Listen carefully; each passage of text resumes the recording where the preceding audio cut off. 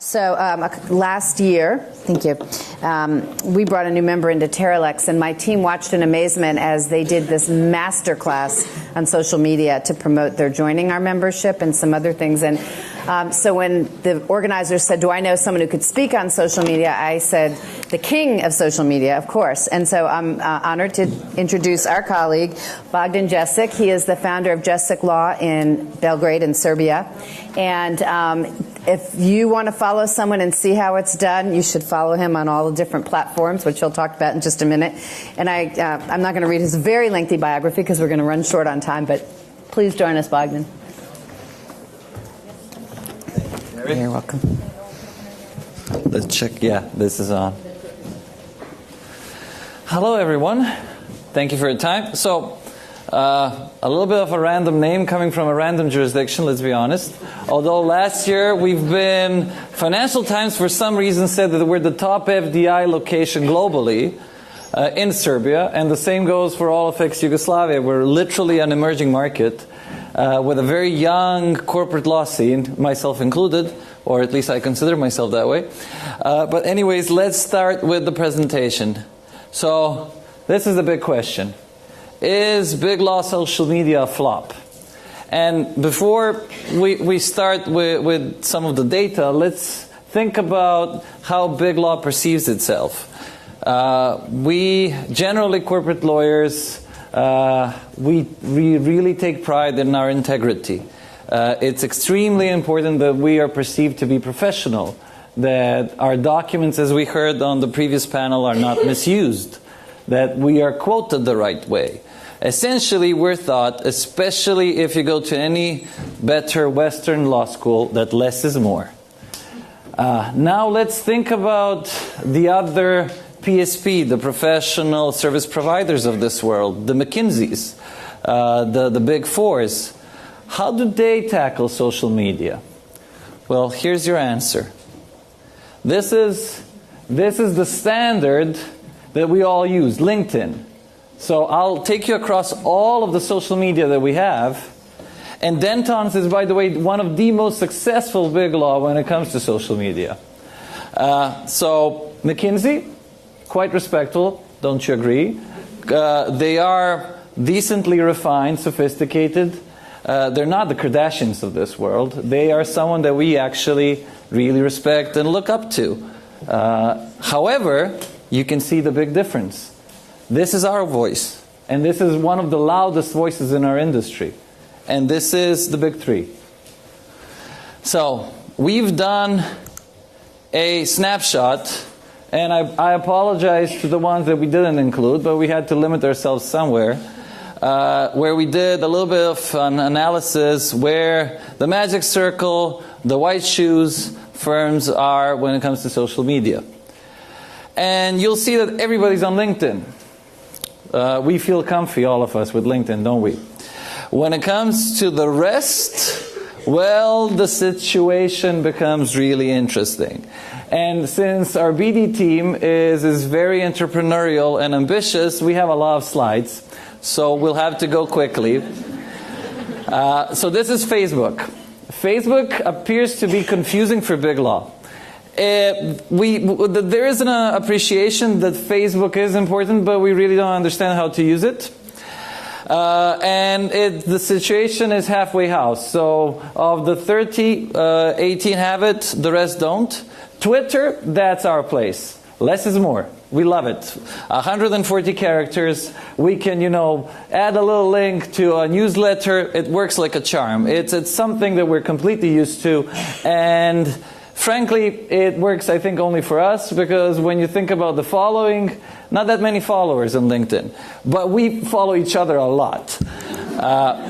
When it comes to YouTube, that's a different story. Again, I would advise looking at, for example, the big three, especially, and I'm not working for McKinsey, just so that you know, but check McKinsey's YouTube and a number of others.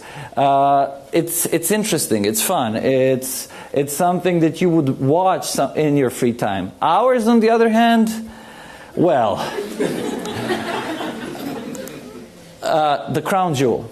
So as I said, LinkedIn is where we feel safe. This is what we use, where we discuss, we measure our following. LinkedIn, as you all know, kicked off as a depository for resumes.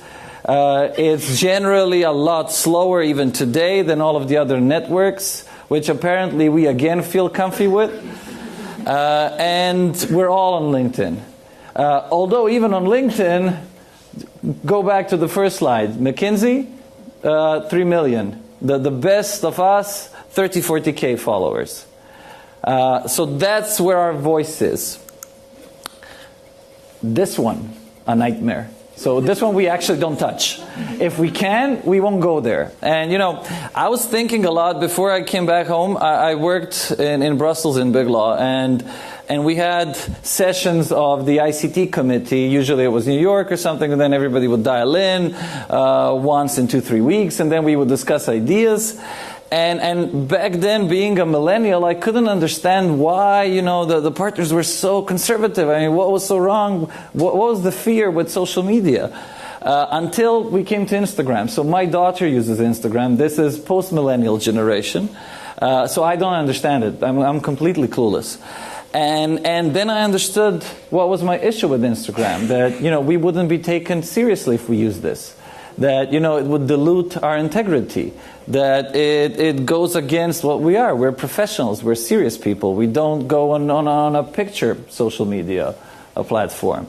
And one that we don't understand. I don't have a clue how this works. I mean, frankly, I've looked at my daughter, and she communicates through this thing, and I still don't understand. At least that was the case until 6 months ago, when we did a pilot project that we would kick off with Instagram. And I'll come back to our results. So this is our approach. We use similar web to track our results, which is a Israeli-based marketing tool, quite useful. And we've been gradually, the last 4 years, tracking what we do in social media. This is where we are, and these are our two biggest competitors in the region. The lovely green one is us. Pardon the colors. And it's interesting that you can see, so Instagram, only us and the blue ones are present on it. And why we only have 2 more firms is because no one else even does it. When we kicked off with Instagram, what we learned is that it's a fantastic recruiting tool. Because all of the kids who are coming, or young people coming out of law school now, they use Instagram. That's where they communicate. They don't use even Facebook. So for them, Instagram is the way that you approach them, that you talk to them.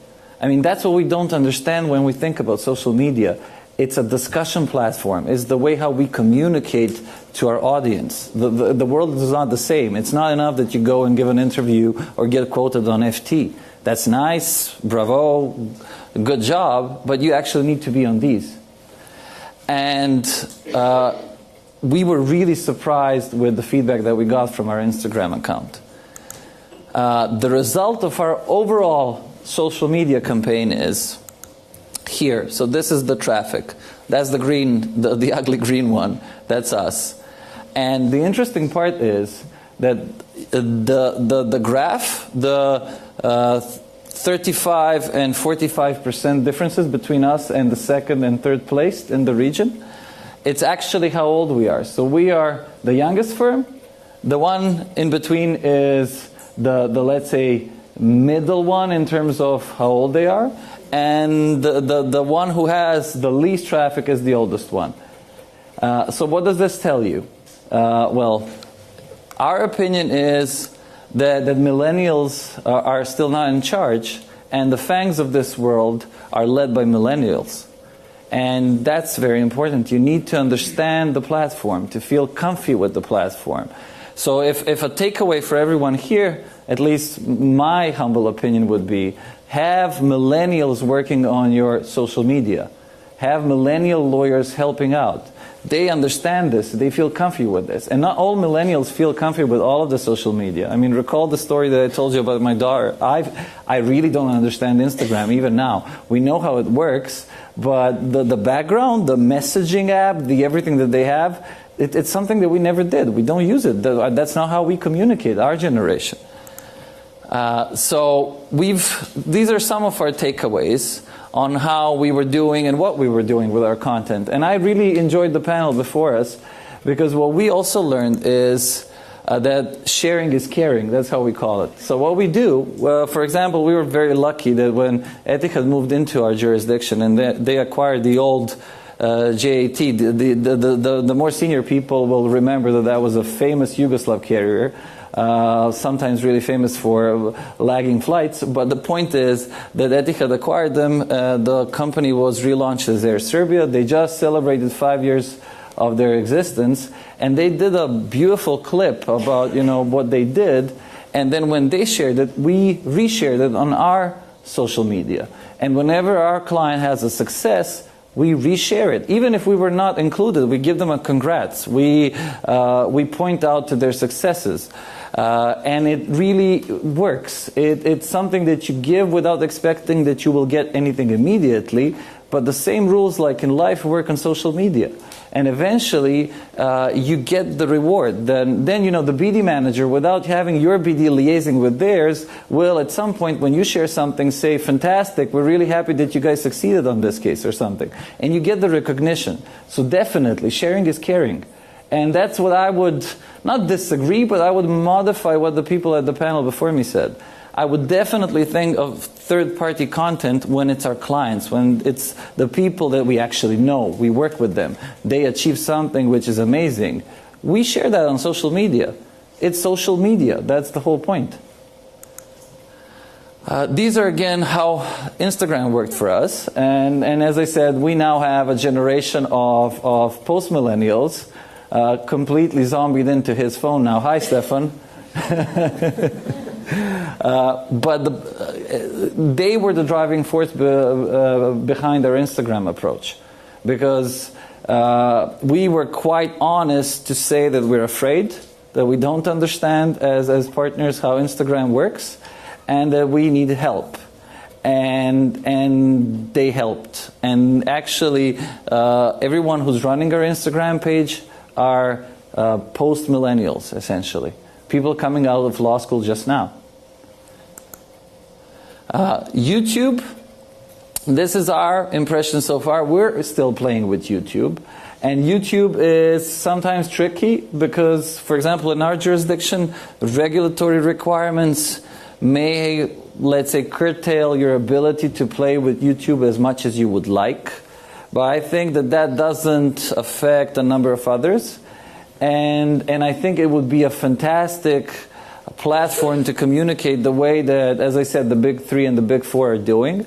And for this audience, it's also very important. I mean, we're all very much aware of the fact that the big four are moving into the legal industry, and heavily.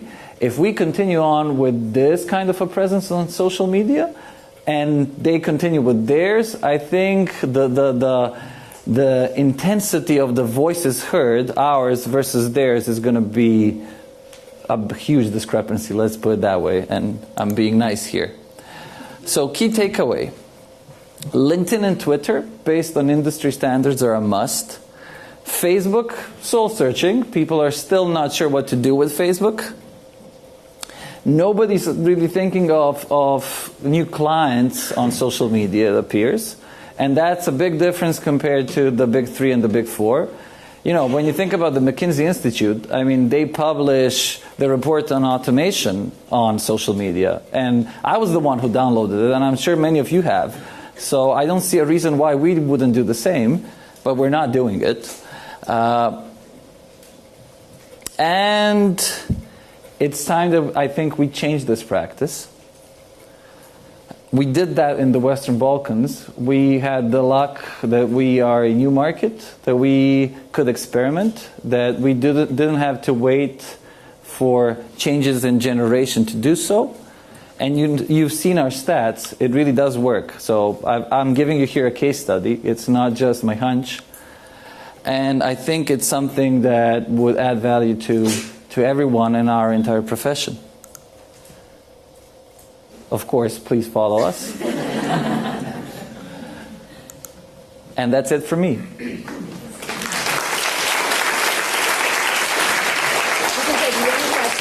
We've got one. We've got time for one. Yes. Please. My name is Anna. I'm coming from Ukraine, Arts and Gary law firm. Could you please tell a little bit more about how you deal with comments? Because apparently you do receive comments, and maybe not necessarily positive ones, for what you share.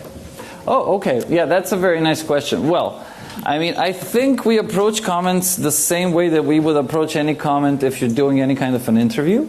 So, irrespective of how sometimes inflammatory comments can be on social media, you always respond. So we never ignore a comment. We have a strict policy of not deleting any comments. However, depending on the comment, we respond in a, let's say, always in a cordial way, explaining that, if it's a really inflammatory comment, then it's quite easy to actually respond, because you just say that, that kind of a topic is something that you disagree with and you wouldn't comment further or something. If it's something actually interesting, then you can open up a debate. And that's what really works on social media. People love the interaction. Of course, and I understand why for, especially partners, it can be sometimes a little bit scary, because you're not sure who's answering, and then there's a lot of risk if the answer is not something that you would like. So it's actually, I mean, people might perceive it as work, but frankly, now with, all of us are on our phones. It's 30 seconds. So it's just important that you have all of your partners, all of your content providers online, on social media, so that they actually interact. And that's it. And take a pause before replying to the comments. I come from a country where we have experience with tweeting without thinking, and so... Oh, yeah.